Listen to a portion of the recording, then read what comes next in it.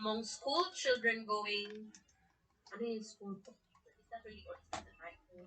Daily activities and anxiety among school children going to school, I would assume, during COVID-19 pandemic and school closure. Is that a fragment? I believe so.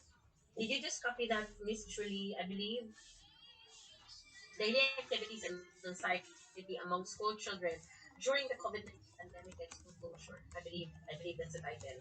Now, kita-kita sa title pa lang agad class that there's how many variables. We have daily activities and then site.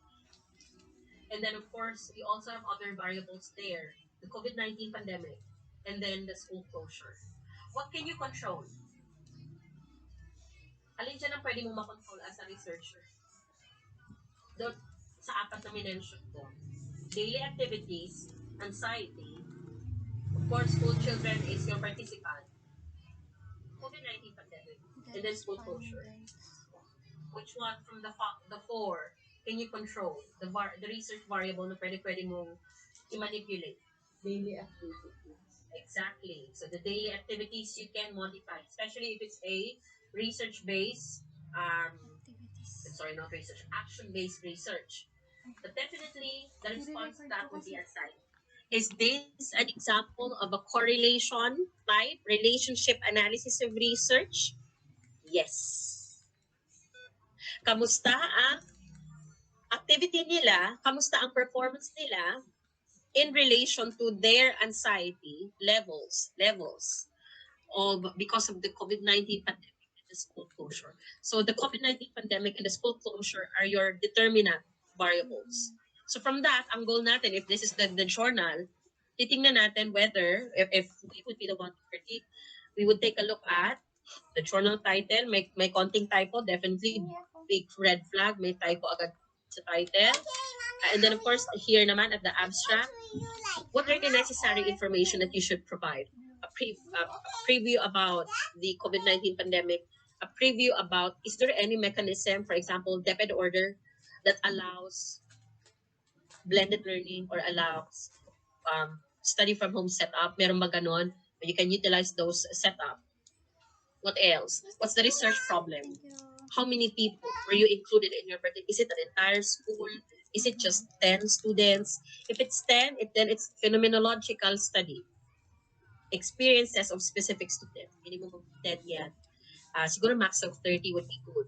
So sa introduction, the scope was introduced, very good. Children and adolescent, okay, profile, demographic profile. There's even psychological status that was obtained, I would assume pre-test, before the study was conducted. Leading to, okay, so there's inferential statistics observation, mixed method, I would assume. Battery low. Please charge now. Marami raw na studies. Okay, definitely this is based on Nepal, which means that in the Philippines, it might be of a different context. So pagdating naman dito, we have, okay, so we have the research questions. Dalawa lang. Daily activities is quite big. Ano class, if you think about it, you really have to fence that. You really have to limit that. Like, what do you mean with daily activities? There's a lot of daily activities. Are you referring to student or school-based activities? Are you referring to work? Are you referring to, for example, home setup? So, in terms of that specific variable, dyan pa lang sa research proposal niyo sa methods of research, ikisahin ka ng professor mo. Okay? O, wag niya kalimutan. Make sure that your variables, whatever gawin sa'yo ng iyong professor, pag paikot-ikotin ka ng professor mo, pagtayo mo, yung variable mo will stay very clear and concise. Yan ang advice ni Ma'am Chicky. Because if your variable is even ikaw for yourself, it's quite in an ambiguous area. Ma'am, nakakatakot po ba ang research proposal? For example, sa methods of research, ma'am, yan po yung project ninyo. You're going to do a research proposal. Nakakatakot pa siya. It's exhilarating. Positively exhilarating. The fact of pitching your research proposal, the fact of professors approving that is beyond any experience in academic learning, I would say. I'm very excited for you, class. My secondary excitement si Ma'am JP. And then another one in here, sabi dito, Anxiety. Anxiety is borderline on, if this is a study on PLT, your focus would be psycholinguistics. That's of course a part of SFL that focuses on how we retain our psyche in relation to our academic performance. So dito, definitely, it's a very interesting topic, especially with the number of students that are participants.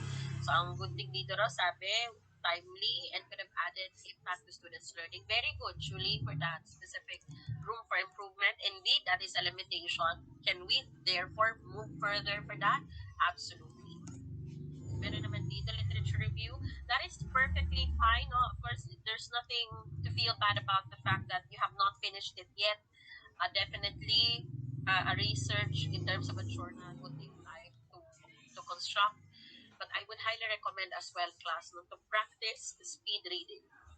So kung magbubukas ka, for example, bubukas ka ng journal, ano, tingnan mo, mayroon kang highlighter. Puntahan mo agad itong mga parts na ito. Highlight mo agad yan. Diyan pala makikita mo na kung tatapusin ko ba itong journal na to o hindi. Framework pa lang, class. Research questions pa lang, framework pa lang. Usually, class, a research is good with a minimum of 3 research questions. Variable 1, variable 2. What ties them together? Example, what are the daily activities, da da da da da. Identify. And nandito naman, what are the levels of the anxiety of the students before the study? What are the levels of anxiety of the students after the study? And then, pang-apat, correlate that. What is the relationship, or is there direct relationship or significance between the daily activities and or the anxiety? Or pwede din na iba, anxiety in relation to COVID-19 pandemic and school closure. So may pang-tie-up ka sa tatlo. Kasi sayang. Sayang ang research question, maganda ang start mo. Sayang yung scope. That's why, of course, with Julie stating na sayang, dapat include niya yung learning activity. Definitely, that's a good start. So thank you, Julie, for your generosity for sharing this. Indeed, this, ladies and gentlemen, is a start only on creating your research journal. Therefore, kapag tapos nyo na, no, in an ideal world, very good na, natapos mo na, na-fill out mo na yung form, you will limit the possibility of mental block. You will limit the possibility of writer's block na tinatawag na, my gosh, deadline na bukas, hindi na tuloy Ma'am JP, naku, December na, gusto ko na bakasyon. Pero hindi ka makapagsulat, the answer to